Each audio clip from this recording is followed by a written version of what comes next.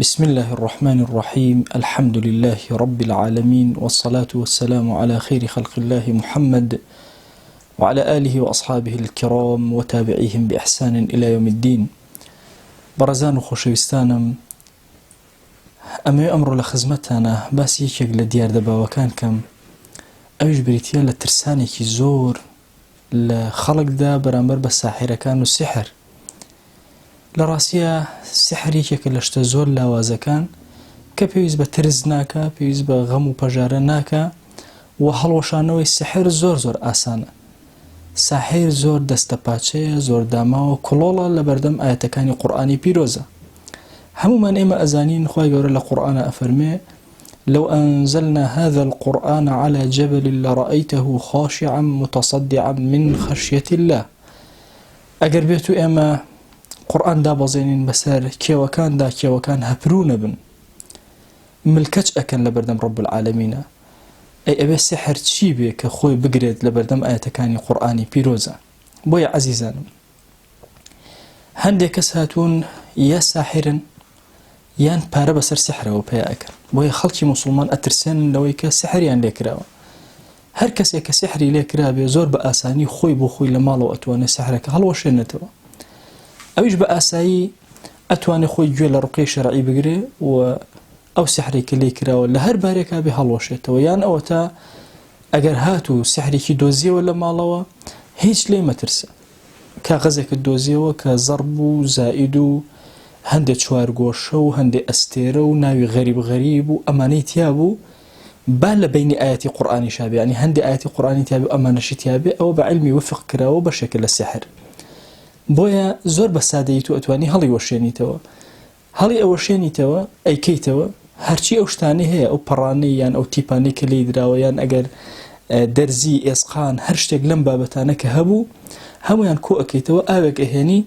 قل هو الله أحد قل أعوذ برب الفلق قل أعوذ برب الناس أخوانيتو فو أكي بسرم آوا أي كيت النبي دواتر وشكي أكيتو أي سوتيني وهيج كاريگريكي لسرتو نامنه واتا إنساني مسلمان خوي بو خوي أتواني سحركان وجادوكان هەڵوەشێنێتەوە. هەندێک کاز ئینسان لە ماڵەوە شتێک ئەدۆزێتەوە شتێک کە جێگومانە مەرج نییە ئەو شتێک کە جێگومانە ئیلا دوعا بێ لەوەچی ئێسقانێک بێ مووی پێوە بێ پەتێک بێ گرێ بێ یان هەر شتێک لەو بابەتانەی کە غەریبە لە ماڵەکەی تۆ یان جلێکە هەستەکەی کەسێک بردوویەتی گومانت لێ هەیە کە هێناوێتەوە یان خواردنێکە کە هێنە ماڵەکەت و گومانت لێ هەیە قوڵەکان بەسەریا بخوێنە هیچ کاریگەری و تەئسیرێکی نابێت. آیا سحر ڕێڕەوی ژیانی ئینسان ئەگۆڕێ ڕێڕەوی ژیانی ئینسانی پێ ناگۆڕێ بەدەقی قورئانی پیرۆز و فەرمایشتی پێغەمبەری خوا صلی الله عليه و آله وسلم و تێکڕای زانایان ڕەئی ئەوهایە کە سحر کاریگەری هەیە لەسەر خەیاڵی ئینسان نەک لەسەر حەقیقەتی ئینسان. بۆیە خۆی گەورە لە قورئان ئەفەرمێ يخيل إليه من سحرهم أنها تسعى يعني لخياله كاريگري اكري لبيغمري خويا صلى الله عليه واله وسلم او فرماشتي كباسي وكا سحري لكرا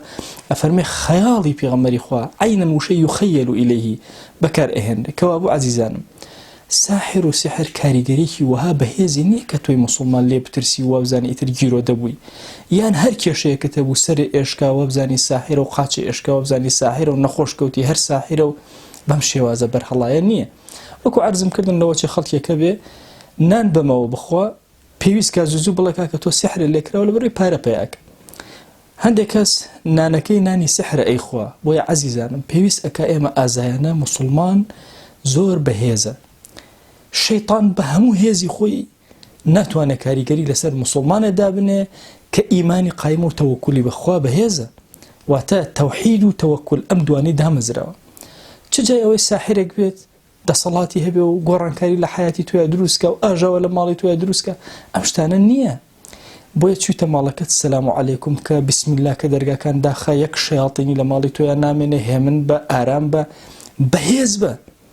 واللهی لەسەر ئەو سفرەیە دانیشتی بسم الله کرد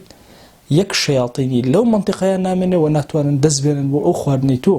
چوویتە ماڵەوە بسم الله کرد شەیطان خۆی بە بەچەکان و وەچەکانی ئەڵێ شوێن کەوتەکانی ئەڵێ لا مەبیتە لەکم ئەلەم ماڵە ئێوە شوێن نیشتە جێبوونتان نییە ئیتر ئەو ماڵە پاک و بێگەرد ئەبێ هیچ شەیاطینێک تێیە وجودی نابێ و هیچ جنۆکەیەک تێیە وجودی نابێ. واتە سحر ئەم کاریگەریە گەورەی نییە کە ئەمڕۆ باسەکرێ لو أشي لخيالي كسيكا لفكري كسيكا لبوچونا توزي كاريگري لسر كسيك دابني بلان بمشي وازيك كسيك زواج نكا هر بلا سحرم لكراوة كسيك كاسبي بو نكرا بلا سحرم لكراوة كسيك إيشي بلا سحرم لكراوة براسي أمشتانا غلطن لفكر عقيدة إنساني مسلمان دروز بي بوي إنساني مسلمان بيوستي بوهيك بهوش خويا بچيتوا عقيدة زور گرنگ عزيزان عقيدة خوندنية عقيدة تنفيذ وتطبيق هر كسيك زياتر پشتي بخوا قايم كر عقيدة باشتر دا مزرع خلل لوا هبت كتو پشتي بخوا قايم كي خلل لعقيدة وبيرو بوچون تاه دواما لذاتي باكي پروردگار هموان پارزراو که لسحر و جادوگران خواه داوال لی اکین وڵاتی ئێمە نیشتیمانی ئێمە لە دەستی پیسی جادوگەران پاک کەرەوە و داوات لێ ئەکەین یا ئیلاهی بە گەورەی خۆت بە ڕەحمەتی خۆت